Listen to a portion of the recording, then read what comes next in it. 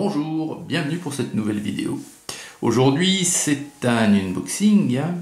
On va voir ensemble l'intérieur de cette boîte. C'est une boîte de référence HAT. C'est la numéro 8087. C'est une référence de 2005. On va parler ici de l'infanterie lourde de l'Empire romain tardif. Alors c'est une des nombreuses références sur ce sujet que la marque HAT a sorti. Donc je vous avais déjà présenté les troupes de missiles. Je vous ai présenté également l'infanterie moyenne tardive. Il existe également deux références de cavalerie, l'une de cavalerie légère et l'autre de cataphracte, sortie chez HAT.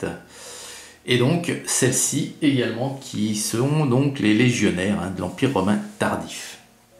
Alors comme on peut le voir sur le box art, ça n'a plus rien à voir avec les légionnaires romains que l'on a tous en tête, de la culture populaire, des fameux romains qu'ont affronté Astérix des deux siècles auparavant. Ceci plus que cela date du 4e siècle de notre ère. Et donc dans cette référence 8087, on va trouver 40 figurines déclinées en 8 poses différentes. Et un petit tour rapide de la boîte. Et donc vous allez voir que ce sont des figurines qui sont, ma foi, pas mal intéressantes du tout. Alors vous voyez qu'à l'arrière on nous montre, hop là, j'emmène le trépied, on nous montre les poses des figurines, les 8 poses. Puis on nous montre qu'on a un Draco ici, donc que l'on peut choisir de garder en tant que tel, en tant que Draco, ou alors on coupe et puis ça fait un lancier, tout simplement. C'est le même système qu'il y avait déjà sur, je crois c'est sur l'infanterie moyenne déjà, ou les troupes de missiles, je sais plus, sur l'une ou l'autre. Il y avait moyen également de couper pour conserver ou non le Draco. Alors, donc ces figurines, hop, voici donc une grappe. Il y en a 4 de ce type, puisqu'on a 10 figurines ici. Alors, ces légionnaires, ils avaient comme fonction de protéger l'Empire, bien sûr, à cette époque-là, au 4e siècle après notre ère, pardon. Et c'était les dernières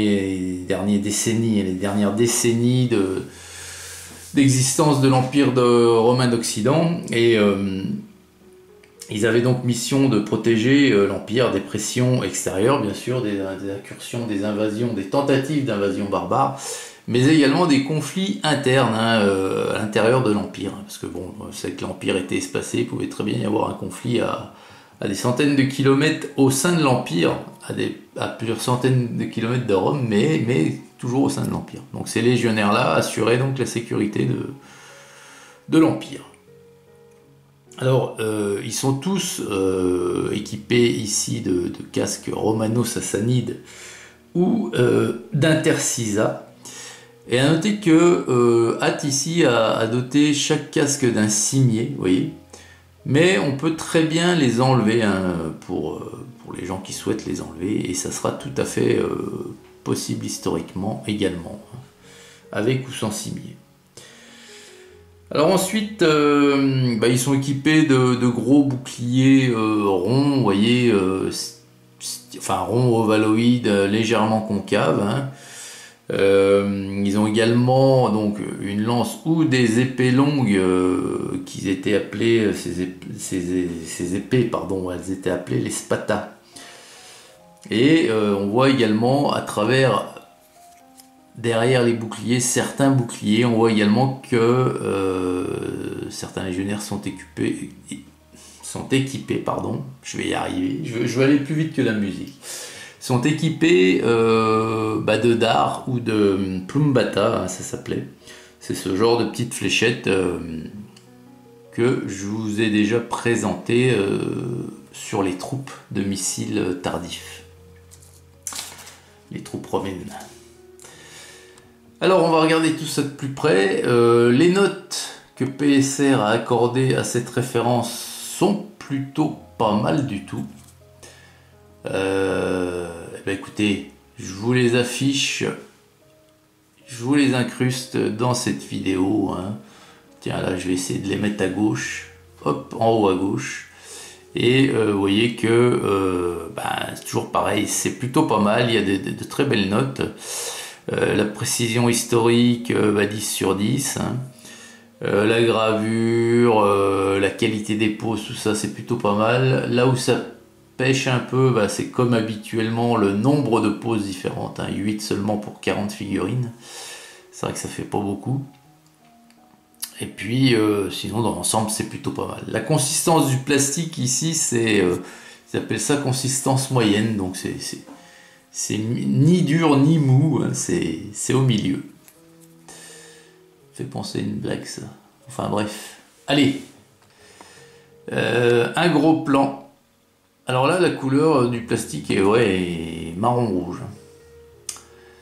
Alors... on voit que voilà, celui-ci, il est paré sur ses jambes pour lancer son javelot. Alors, les détails sont très peu marqués. Hein. Vous voyez, il a une cotte de maille, on distingue à peine les mailles. Hein. Bon, la gravure est propre, la qualité de moule, voilà, comme la note le confirme. Il y a très peu de flash, il y en a un petit peu, mais il y en a très peu. L'intérieur du bouclier, donc c'est ce que je vous disais, on aperçoit les 5 dards, il y en a 4 même, et par contre le reste est très très lisse. Alors je sais pas si vous avez fait attention sur plusieurs de mes peintures, quand l'intérieur comme ça est lisse et que c'est censé être du bois, donc là c'est peut-être pas le cas, je sais pas, hein, je vais me renseigner.